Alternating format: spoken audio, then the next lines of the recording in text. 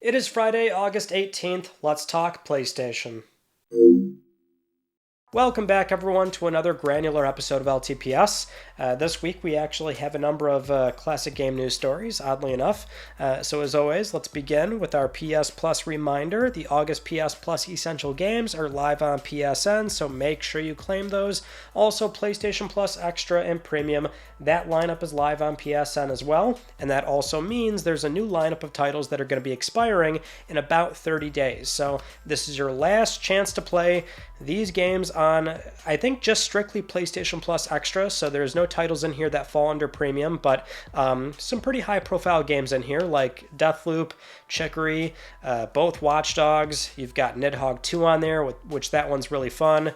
Also Umbrella Corps, and then separately is Steep. So that one expires on August 31st, and that actually does not show up under the last chance to play section on PSN, so this one is expiring sooner, so you have less time for that game, so you want to start playing that immediately if you were thinking about doing that, but otherwise everything else is about 30 days because, again, when the September lineup for PS Plus Extra and Premium goes live, these will be expiring, so that is your last call for these games.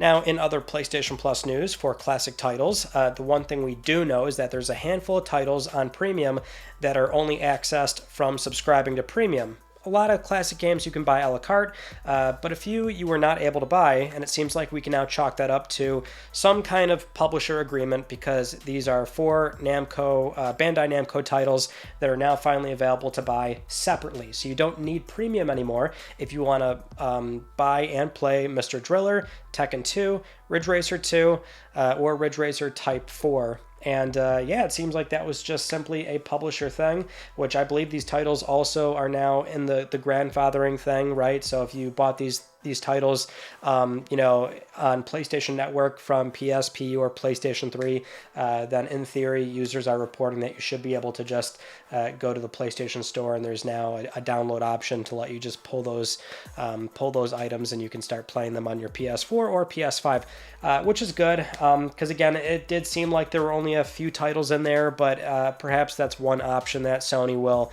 because we just talked about this, right, where it's like we don't know exactly how they're approaching some publishers, and proposing if they would bring back some classic games for republishing them on PS4 and PS5, but presumably there are some kind of terms like the price range they would want these titles to be, and of course they're a part of Premium, right? So that's some kind of subscription payment method that they've worked out. But regardless of the sort of rattling on here, those titles are now finally purchasable separately. Now, if you are very much into the Classics program, then you will be delighted to know we have two games that were recently rated in Taiwan, which might tip us off as to these games probably coming back on PS4, PS5. That would be Tekken 6 and also Soul Calibur Broken Destiny. Now, these are both PlayStation Portable games, which Tekken 6 is the little caveat there because that game is also on PlayStation 3 and 360. Honestly, whenever I hear Tekken 6 or I'm reminded of Tekken 6, I always think of the PlayStation 3 version. And I think that might be the case for a lot of others, but considering it's a PlayStation 3 game, we're not getting that version. If this was a PS2, PSP thing, even then, it's still likely the PSP version, obviously, because we don't have the PS2 emulator has not been, a new emulator has not been released just yet. But it seems like those two titles are coming, and it's the PSP version for Tekken 6. There's still a handful of titles that we, more or less, we know they're coming from something like this, where they were rated again. So like Resistance Retribution, which I really I'm dying to replay this on PS5. It would look so cool, and it will play well, presumably too, with the right stick support that you would hope that Ben is going to add, like they did with Siphon Filter. But there's that. There's Dino Crisis, and there's it's a laundry list of titles that we'd like to see come back, but we know that there's more coming. In other classic PlayStation game news, this one was really cool to see, which was the original Wipeout game for PlayStation 1, which had its source code leak out last year, and there's like 3 ongoing projects right now for recompiling the game and bringing it back. One project recently went live on I believe they did ship a build on Windows Linux, Mac, but also what's really cool is they also made it playable in browser right on desktop from Dominik Shablewski. So it works as one would expect. It actually looks really good, and they wrote a pretty lengthy blog post detailing how the code was a little bit messy and kind of a pain to sift through, but really cool always seeing stuff like this. And they do kind of sign off on the whole thing, saying that, hey, Sony, if you're going to shut this down, then at least bring the game back, which for that particular game, I mean, for the Wipeout games that are on PS1, I would safely bet that those probably are going to come back, because as we also, again, just talked about, when it comes to Sony bringing back and republishing games on PS4, PS5, clearly they have an issue getting a lot of third parties on board, so they're primarily working through their backlog. And when it's also strictly PS1 and PSP games, I would say, yeah, Wipeout has a very good shot of coming back. So I don't know when or how soon that would be, but if I had to guess, I would say that that is certainly on their hit list for one day showing up on PlayStation Plus Premium and on PSN to buy separately. Next up, let's talk about that new PS5 model leak, which I'm sure a lot of you probably saw from last week's LTPS that came out right before upload. And I saw it and I was like, almost immediately, I'm like, there it is. Considering that's exactly how I thought we were going to see this thing, and also the proximity of when they're planning on shipping it, also the source, the Twitter account that described it, and it was their video. And so just given all that, I'm like, okay, this is the console, despite it being a very dubious looking photo, and that's all we had at the time. But shortly after, that Twitter/X account then released the full 9-second video.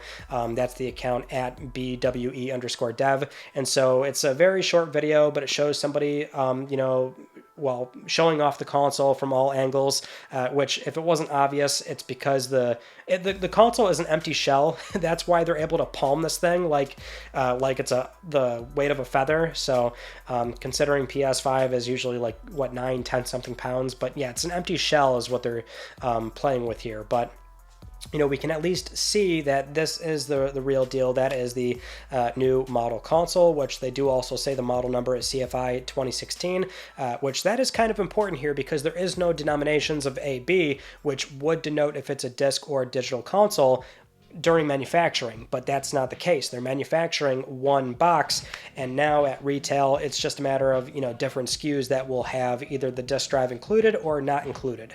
And that's another part of it where, a lot of this is primarily for Sony, right? Because a big part of this whole PS5 new model, slim model thing, right? A lot of it is really, this is another standard PlayStation revision. They're probably just getting down bill of materials, streamlining production so they don't have to make two different kinds of consoles and have two different production lines. There's probably a lot of internal changes. Maybe they were able to remove more copper. Maybe they were able to, stop using liquid metal. Whatever they can do to make this thing cheaper to manufacture and ship, that is what they're going to do for, their own interest. And apparently this account also confirmed that this model will have a smaller power supply, but it is going to draw the same power as the outstanding model. So that's all we know, but that just leads more evidence to what is kind of expected with this being a new model that Sony is releasing. But yeah, speaking more broadly on the whole, PlayStation 5 Slim, new model, the way it looks, I don't know, the way it looks is fairly conservative. It looks just like the thing that we have, more or less. I'm not sure if there's much functionality in those slits outside of the fact that, the thing is now segmented, so you would presume one of those bottom shells you can take off, and that's where you're going to be able to access the M.2, or maybe it's on the same side, right near the disk drive, if they do move this thing around a bit to where it is principally a lot different on the inside. But regardless, you're going to be able to move that one of the bottom halves there, and that's where you can access the disk drive, which even that is not something you're really going to have to need or worry about, because I would also safely assume that they'll probably ship these in the box already assembled. So if you're buying a disc console, which I would also safely assume they're probably going to be shipping mostly those where it's an 80-20 split. So in most cases, you're probably still going to be, well, for a lot of consumers, they're going to be buying the console, and out of the box it's pretty much already looking like a finished looking disc PS5. But if you do buy a digital console, then you would probably just buy a separate disc add-on from PlayStation Direct that'll come with the disk drive and also the new panel that you would need, and it will, fit in. I would figure it's plug and play, make it as easy as possible. But yeah, it seems like that's part of the slits. Maybe there is more functionality. Maybe there's ventilation there. I don't really know. It does seem like from the video that the upper white parts of the cover are reflective, so it's like a glossy plastic instead of the matte finish that we have. So that's one little small design change. They're still going to try and make this thing look a little bit different, and apparently it is a tad shorter. So there's something, but it doesn't seem like it's necessarily the expected slim PlayStation 5, right? And that's where I think a lot of people are getting tripped up on this thing because, and this is kind of like a little mini rant, but I mean, Sony has never called their console slim. This is a colloquial term, right? So it's a very easy way for fans and consumers, anybody really, to refer to these things and differentiate them between the other ones. But when you historically look at PlayStation history on a technicality, Sony does not rename these machines. They're just PlayStation 2, 3, 4, and I expect the same for 5. We do have edge cases where like the on-paper marketing material and name for the machine does change, like PlayStation, the original console, and they then shipped PS1 where they spell out 1, or PSP Slim and Light in Europe. That's the one time where they actually used the word slim in particular.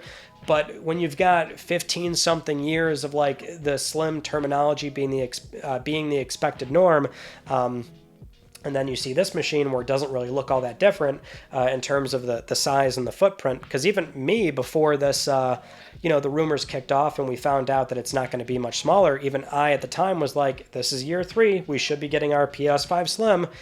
We did get the revision for year 3, but it's just, it's not physically that much smaller. So that's where we're at odds with, how Sony technically has never called them slim, but fans are always expecting them to slim down the machine a substantial amount. But with that useless conversation and rant over about, just minute details that, I like to point out and things like that, I would at some point like them to do that proper expected revision where the footprint of this guy gets a little bit more small than what we have right now, right? Now, I like the quirkiness of the way it looks, and actually I do kind of find it, I don't know if cool is the right word, but the fact that it's so big, it's sort of reminiscent of the gargantuan PlayStation 3 for me. So all preference thing, obviously, but for convenience, I would like to see it get a lot smaller. So the new one is apparently a little bit shorter. That, goes a long way. It should help the console fit into more entertainment centers. But with all of that out of the way, I think we can safely say that now that we have the leaks, that means they are very close to shipping this within, I would imagine, a few weeks, unless it is a really weird situation where it's going to be in October. But it seems like we should be getting this console soon. Now that's a good segue to our next story though, because where could we see this console show up? Now before I had said that I just don't see them making a big deal about it, but Sony is different nowadays, and I could see them doing something like showing this thing off with just a minor trailer and sort of confirming details at the same time on the PS blog at Gamescom Opening Night Live, which is very soon. That show takes place on August 22nd, and recently speaking with VGC, Jeff Keighley did say that this year is less about announcing new projects and more about updates for known titles. So he mentioned games like Alan Wake 2 and Black Myth Wukong, but since we are considering what Sony might bring, because let's face it, at this point it's very clear they do bring something to every single Jeff Keighley event. Sometimes it's one or two things, sometimes it's a number of things. So let's do a quick little recap on, I guess, what would be safe bets for Gamescom, which it seems like either a new trailer for Helldivers 2 confirming that rumored October release date. It's Jeff Keighley, so Death Stranding 2, we could get a new trailer for that. Or also more hardware trailers confirming release details and pricing for things like the Project Q or the PlayStation earbuds, and yes, that new PS5 model. Because they do have to, they do have to reveal it in some way. I thought at the time, maybe just a PlayStation blog post, but considering it's right next to when they want to ship it, maybe they'll just do like a quick trailer or something. Maybe somebody comes out and talks about it and just says it's hitting retailers on so-and-so. I don't really know. They might not even want to have this thing, be, I guess, revealed before the Spider-Man consoles ship out, right? Because that would be maybe a little bit of a weird look. So actually, yeah, given that, maybe it wouldn't be at Gamescom. But anyway, we do have Gamescom coming up soon, so we should have some things come from that. At the very minimum, 1 or 2 things from PlayStation.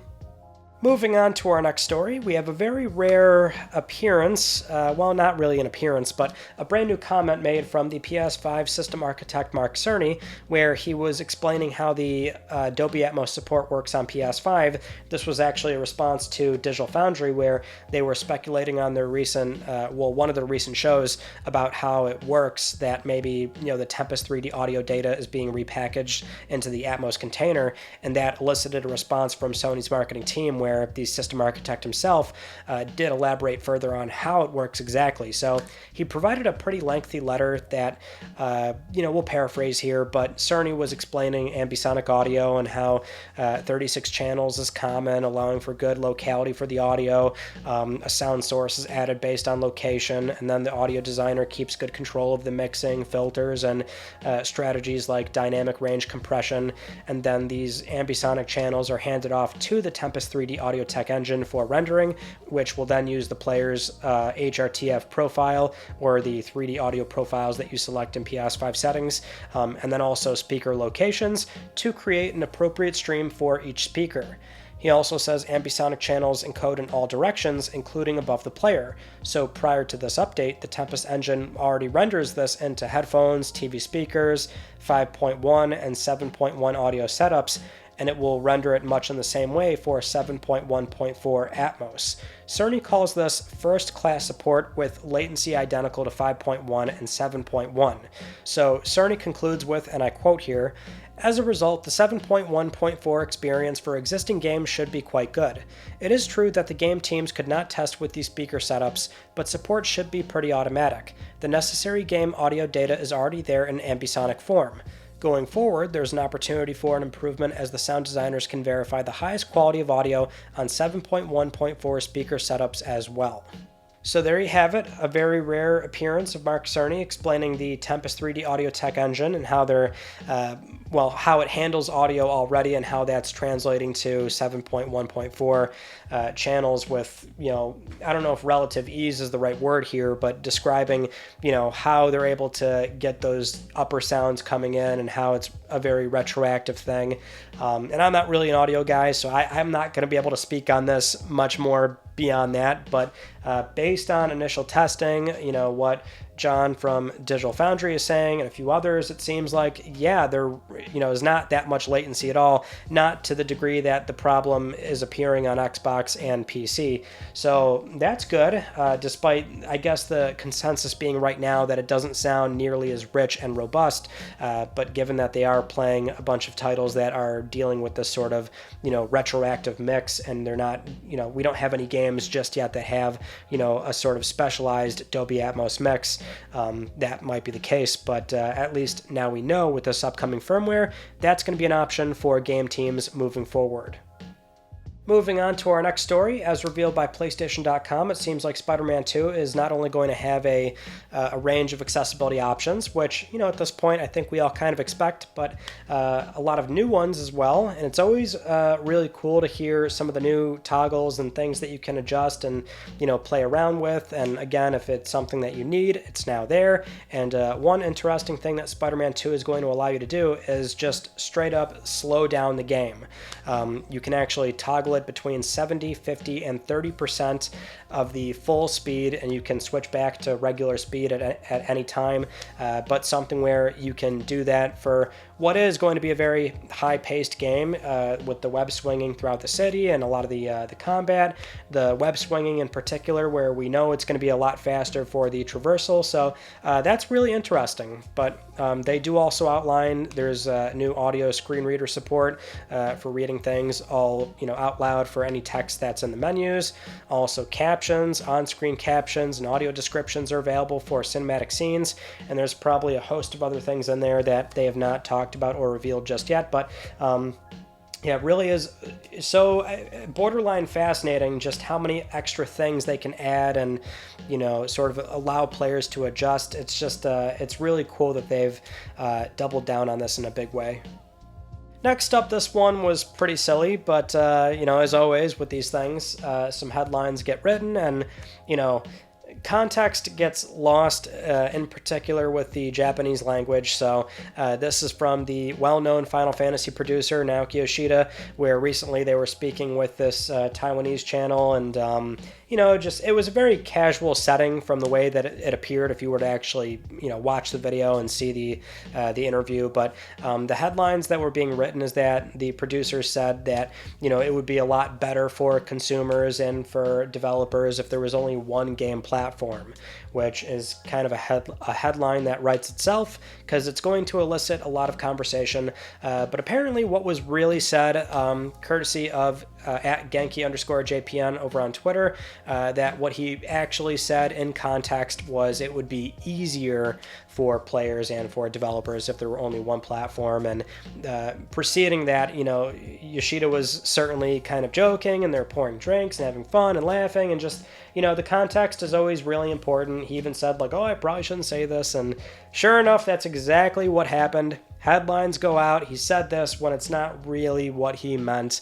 I think a lot of developers feel that way technically, because that's one thing that they'll always vouch for, is that when you have one target platform, it's just a lot more simple to approach that project. What you're working with, and so that's kind of what he was getting at. But that spread a lot this week. Now, with all that said, it is time for Let's Talk Plus, the weekly Let's Talk PlayStation giveaway, where one of you can win a $10 PSN code. I would like to congratulate this viewer right here. I'll be contacting you very soon via email or Twitter, and if you'd like to win a $10 PSN code, it's so simple. You can follow the link down below. Supporting this channel in a number of ways can get you an entry, and I'll announce the winner next week because I'm trying to help pay for your games. Those are all the news stories from this past week that I wanted to talk about with you all, and our Tuesday video was a new collection update, so you can go check out my recent pickups. There's a very big one in there.